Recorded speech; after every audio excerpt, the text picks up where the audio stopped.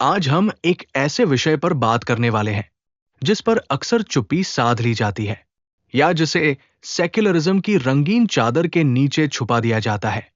भारत में हिंदुओं पर अत्याचार।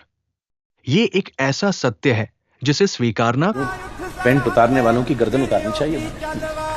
और फिर सेकुलर दुनिया कहती है कि आतंकवाद का कोई धर्म नहीं होता। काफिरों को अगर मारने वाला एक धर्म होता है और वो आतंकवादियों का धर्म है, तो आतंकवादियों को मारने वाला भी एक धर्म होना चाहिए, उसका नाम हिंदू धर्म है। वो लड़की बगल में खड़ी थी और उसके सामने उसके पिता के माथे पर गोली। उसके परिवार के लोग बता रहे थे, वो ये पूछ रही थी क्या यहाँ गोली लगने के बाद कोई बच सकता है? सुदर्शन हो जाइए महाराज, बहुत आवश्यकता है।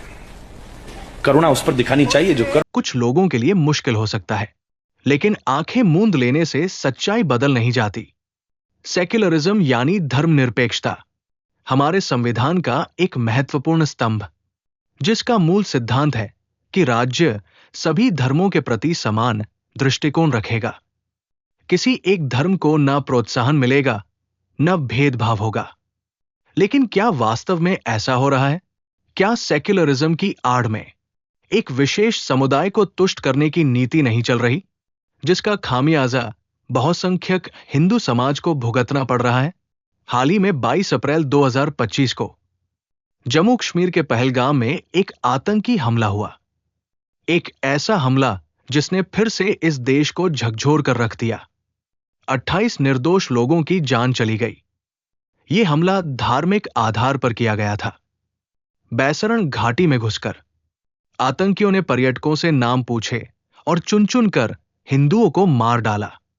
इस हमले की जिम्मेदारी टीआरएफ ने ली, जो पाकिस्तान समर्थित लश्कर-ए-तैयबा का ही एक नकाबपोश चेहरा है। प्रधानमंत्री नरेंद्र मोदी को अपनी सऊदी यात्रा बीच में छोड़नी पड़ी। गृह मंत्री अमित शाह श्रीनगर पहुंचे, लेकिन कुछ राजनीतिक दलों की चुप्पी फिर से वही पुराना सवाल खड़ा करती है। क्या हिंदुओं की जान की कीमत सस्ती है इस देश में? क्या यह सेक्युलरिज्म है कि अपनी आस्था का पालन करने वालों को मारा जाए और कोई आवाज न उठे? और यह कोई अकेली घटना नहीं है।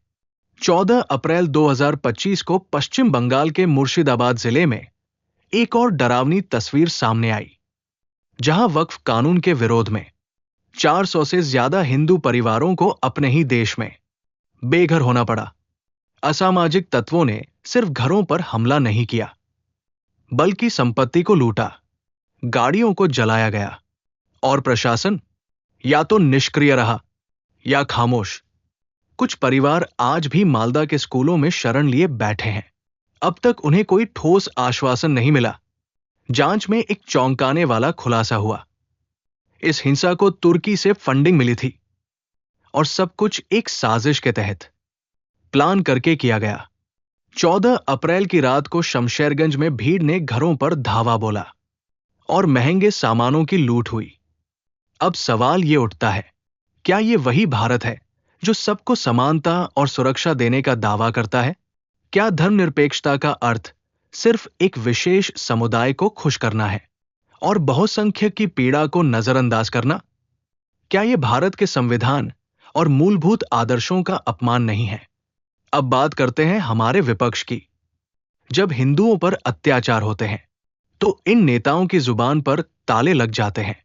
सेक्युलरिज्म का झंडा उठाने वाले उस वक्त गायब हो जाते हैं जब कोई मंदिर जलता है या कोई हिंदू बच्ची प्रताड़ित होती है। क्या इनका धर्म सिर्फ वोट बैंक की राजनीति है? क्या उन्हें उन करोड़ों हिंदुओं की पीड़ा नहीं दिखती जो अपने ही देश में हाशिए पर धकेले जा रहे हैं? हमें समझना होगा, सेक्युलरिज्म का अर्थ यह नहीं है कि बहुसंख्यक अपने अधिकार खो दे। सेक्युलरिज्म का अर्थ है समानता, बिना पक्षपात, बिना विलुप्तीकरण। लेकिन आज इस महान अवधारणा का दुरुपयोग किया जा रहा है। हिंदुओं की आस्था, अधिकार और पहचान, सब कुछ दांव पर है। सनातन धर्म शांति और सहिष्णुता का प्रतीक है। हमने हमेशा कहा वसुधैव कुटुंबकम, लेकिन हमारी उदारता को हमारी कमजोरी मत समझो।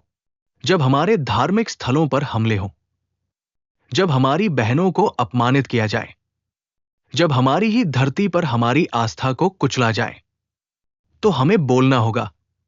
हमें संगठित होना होगा। हमें इस अन्याय के खिलाफ आवाज बुलंद करनी होगी। ये लड़ाई किसी एक व्यक्ति की नहीं है। ये लड़ाई हर उस हिंदू की है जो अपने अस्तित्व, अपने अधिकार और अपनी संस्कृति की रक्षा करना चाहता है। हम सभी को सेक्युलरिज्म के सही अर्थ को समझना होगा और उन ताकतों का विरोध करना होगा जो इसके नाम पर हिंदू समाज को कमजोर करने की साजिश कर रही है।